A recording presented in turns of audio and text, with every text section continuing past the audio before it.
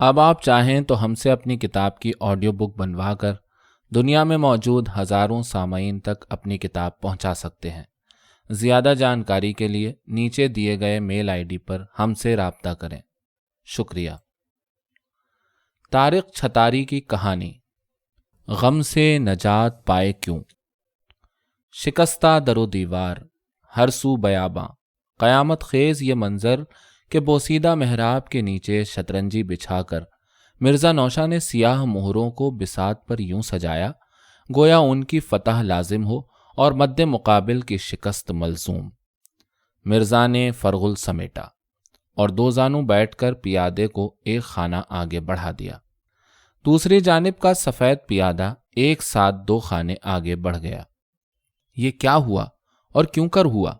انہوں نے سوال کرنا چاہا، لیکن جب نظر اٹھا کر دیکھا تو پایا کہ وہاں کوئی نہیں ہے۔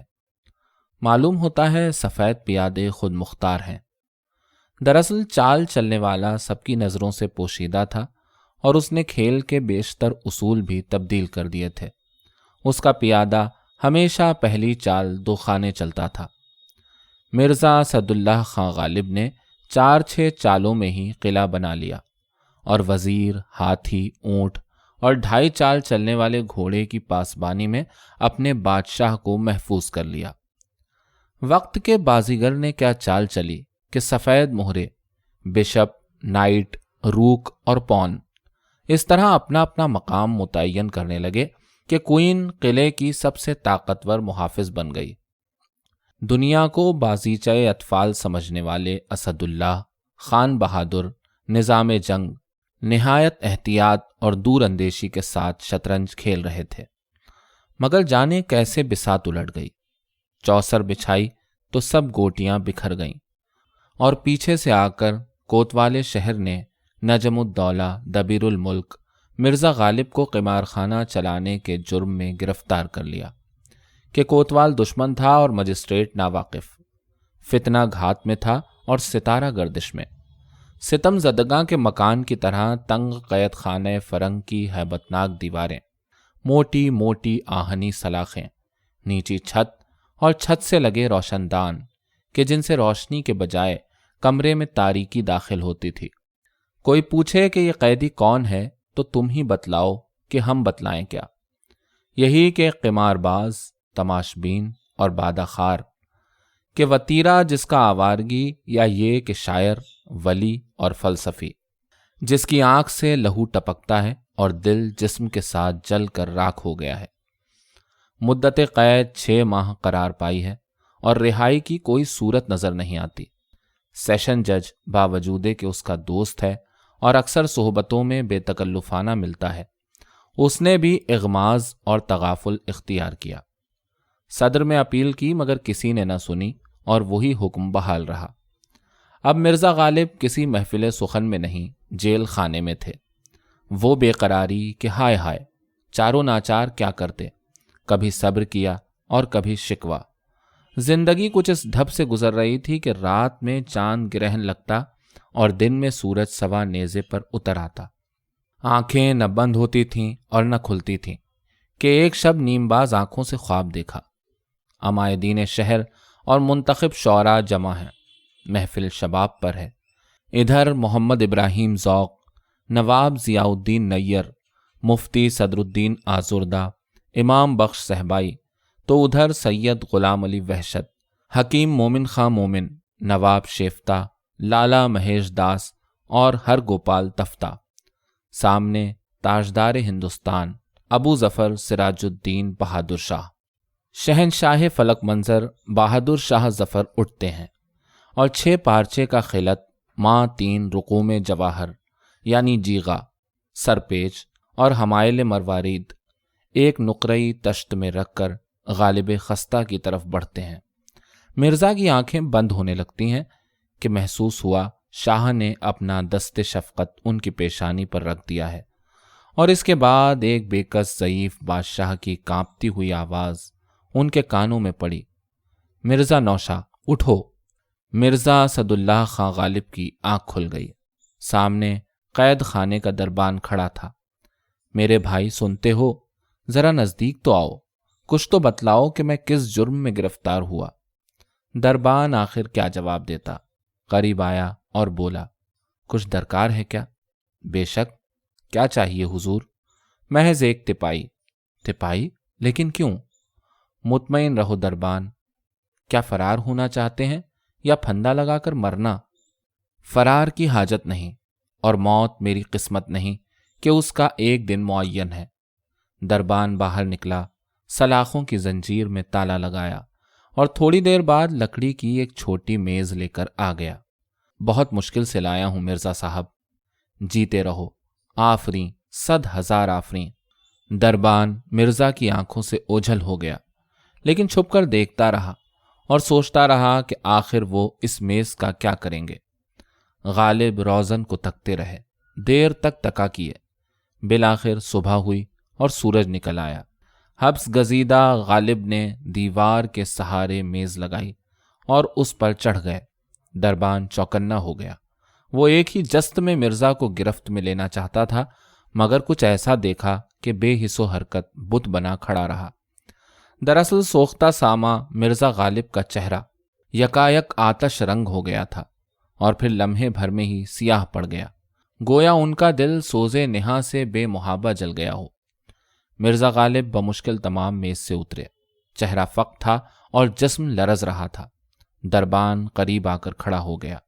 مرزا نے جبیں سے پسینہ پوچھا اور خلا میں گھورنے لگے۔ گمان گزرا کہ وہ اپنے کو اپنا غیر تصور کر رہے ہیں۔ مرزا صاحب، آپ کی اس حیرانی و پریشانی کا سبب کیا تم جانتے ہو دربان کہ باہر ہوا کیا ہے؟ اتنا کہا اور روشن دان پر نگاہ جما دی۔ آپ نے باہر ایسا کیا دیکھ لیا مرزا صاحب کہ آپ کی یہ حالت؟ ابھی میرے حواس درست نہیں۔ یکتائے روزگار یہ غالب فی الوقت تنہائی چاہتا ہے۔ دربان چلا گیا، لیکن وہ ہر روز دیکھتا کہ مرزا غالب روشن دان سے باہر جھانکتے ہیں اور اسی کیفیت سے گزرتے ہیں۔ دربان تجربے کار تھا، اسے پورا یقین تھا کہ مرزا قید کی تنہائی سے گھبرا گئے ہیں۔ کھلی فضا میں سانس لینے اور انسانوں کے درمیان جانے کی خواہش ہی ان کی اس حالت کا سبب ہے۔ ان کے لیے تو نہ وہ زمانہ رہا، نہ وہ لوگ جن کے ساتھ شطرنج اور چوسر کی بازیاں لگتی تھیں اور ساغر و مینا کی محفلیں جمتی تھیں۔ اب مرزا غالب کی سزا کے 3 ماہ مکمل ہو گئے تھے۔ دن ڈھل رہا تھا، شب کی آمد تھی، ابھی مشلیں روشن نہیں کی گئی تھیں۔ مرزا رنج سے خوگر ہو چکے تھے اور ان کی تمام مشکلیں آسان ہو گئی تھیں۔ وہ مسند پر نیم دراز تھے کہ اسی پل لوہے کا دروازہ کھلا۔ 2 سائے رینگتے ہوئے نظر آئے۔ ایک نے قدم بڑھا کر آبنوسی کشتی میز پر رکھ دی۔ اس میں کشمش، بادام اور اخروٹ سے بھرا پیالہ اور ولایتی شراب کا شیشہ رکھا تھا۔ دربان، تمہارے ہمراہ کون ہے؟ حضور نواب مصطفیٰ خاں۔ غالب کے چہرے پر شادمانی کے نقوش ابھر آئے۔ تو اے کہ شیفتہ و حسرتی لقب داری۔ آداب مرزا نوشا۔ کسی نے مشل جلا دی اور کمرہ روشنی سے بھر گیا، گویا کہ آج رحمت حق بشر کی شکل میں آئی ہے، مرزا غالب نے کہا اور اٹھ کر بیٹھ گئے۔ نواب صاحب جہانگیر آباد مصطفیٰ خاں شیفتہ کو بھی اپنے بوریے پر بٹھا لیا۔ مرزا صاحب، آپ کے لیے خوشخبری ہے۔ اب نہ اچھی خبر سے خوشی ہوتی ہے اور نہ بری خبر سے رنج۔ غالب تھوڑی دیر خاموش رہے اور پھر بولے، میں واقف ہوں کہ شیفتہ نے ہمیشہ مجھ سے دوستی اور مہربانی کا برتاؤ کیا ہے۔ مرزا صاحب، یہ آپ کا حق ہے، منت کش ہوں تمہارا۔ نواب شیفتہ نے مرزا صاحب کو رہائی کا پروانہ دکھاتے ہوئے کہا۔ آدھی میعاد گزرنے کے بعد مجسٹریٹ کو رحم آیا اور صدر میں آپ کی رہائی کی رپورٹ کی اور وہاں سے حکم رہائی کا آ گیا۔ مرزا اسد اللہ خاں غالب بجائے خوش ہونے کے فکر مند نظر آنے لگے۔ ہائے، یہ کیا غضب ہوا! علاوہ اس کے کچھ نہ کہہ سکے۔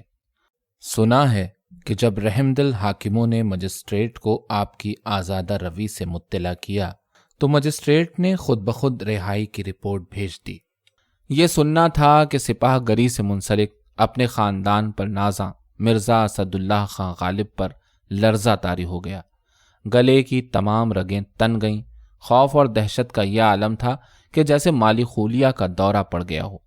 شیفتہ نے یہ منظر دیکھا تو ششدر رہ گئے، خود کو سنبھالا اور آہستہ سے بولے، مرزا صاحب، آپ کو رہائی ملی ہے، سزا کی مدت نصف ہوئی ہے، اس میں توسیع نہیں۔ شیفتہ، وہ آوازیں سنو۔ کون سی آوازیں؟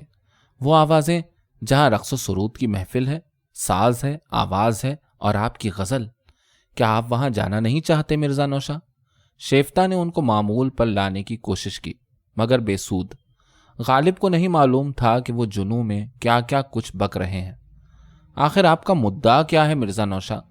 وہ خاموش رہے تو دربان نے آگے بڑھ کر کہا، نواب صاحب، جان کی امان پاؤں تو کچھ عرض کروں۔ ہاں بتاؤ کہ ہوا کیا ہے؟ مرزا صاحب روزانہ اس جھروکے سے باہر جھانکتے ہیں اور پھر… وہ اپنی بات مکمل بھی نہیں کر پایا تھا کہ مرزا نوشا اسد اللہ خاں غالب گویا ہوئے۔ بھائی شیفتہ، تم کہتے ہو میں یہاں 3 ماہ سے ہوں، میں کہتا ہوں 170 سال۔ کیا 170 سال؟ ہاں میرے بھائی، 170 سال۔ کیا تم نہیں جانتے ہو قید خانے میں تو سب خیریت ہے، ولیکن باہر پوری کائنات مشکوک ہے۔ یہ دنیا دیار غیر معلوم ہوتی ہے اور ہم وہاں ہیں جہاں سے ہم کو بھی ہماری خبر نہیں آتی۔ اہل صفا کو سر چھپانے کی جگہ نہیں مل رہی ہے، آتش ہے، دھواں ہے، غبار ہے، گویا ہر طرف انتشار ہی انتشار ہے۔ شیفتہ نے مرزا کا ہاتھ تھام لیا اور بولے، لیکن مرزا صاحب، یہ ایک قید خانہ ہے۔ اور وہ کیا ہے باہر؟ شیفتہ، یہاں سزا ہے تو وہاں قضا ہے میرے بھائی۔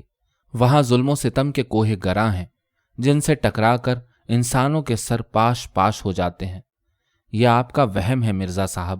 نہیں شیفتہ، یہ وہ منظر ہے جو خود اپنا ناظر ہے، جو غائب بھی ہے اور حاضر بھی۔ شیفتہ خاموش تھے اور مرزا بول رہے تھے۔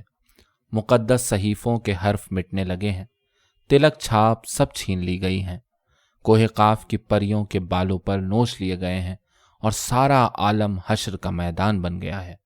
ارجنگ، عظیم مصور کا نگار خانہ، ویران ہے، جبکہ اسلحہ خانوں کے دروازے کھول دیے گئے ہیں۔ سقراط، افلاطون اور ارسطو کو قتل کر دیا گیا ہے، میرا بائی اور حبہ خاتون گرفتار کر لی گئی ہیں، اور ہر موڑ پر کالیداس، رومی، عمر خیام اور شیکسپیئر سر کے بل کھڑے ہیں۔ بدھ اور مہاویر کی تعلیمات کے نئے معنی تلاش کیے جا رہے ہیں۔ فرید بابا اور نانک گرو افسردہ ہیں، خزاں کی حکمرانی ہے اور اب گھر کی دیواروں پر بھی سبزہ نہیں اگتا۔ ہائے ہائے وہ شہر فسوں کہ ذکر آتے ہی جس کا سینے پر ایک تیر لگتا تھا۔ آہ! غالب کی زباں سے آہ نکلی اور وہ دیوار کا سہارا لے کر کھڑے ہو گئے، پھر لڑکھڑا کر زمین پر یوں گرے جیسے سارے عالم کی بلند اور عظیم الشان تاریخی عمارتیں گر کر ریزہ ریزہ ہو گئی ہوں۔ نجم الدولہ، دبیر الملک، نظام جنگ، خان بہادر مرزا اسد اللہ خاں غالب نے ایک ہچکی لی اور موت کی آغوش میں چلے گئے۔ غالب کی لاش فرش پر پڑی تھی اور وہ خود قید خانے کے تاریک گوشے میں بیٹھے تماشائے اہل جہاں دیکھ رہے تھے کہ اچانک ان کی لاش 1000 لاشوں میں تبدیل ہو گئی۔ یا الہی، یہ ماجرا کیا ہے؟ سارا جہاں محو حیرت تھا کہ شاعروں اور فنکاروں، فلسفیوں اور دانشوروں، صوفیوں اور سنتوں کی بے شمار لاشیں قید خانے کی سنگلاخ زمین پر بکھری پڑی تھیں، اور قید خانہ فرنگ کا دربان اپنی جگہ اسی طرح تعینات تھا، لیکن سخن فہم اور غالب کے طرفدار نواب مصطفیٰ خان شیفتہ وہاں سے غائب تھے۔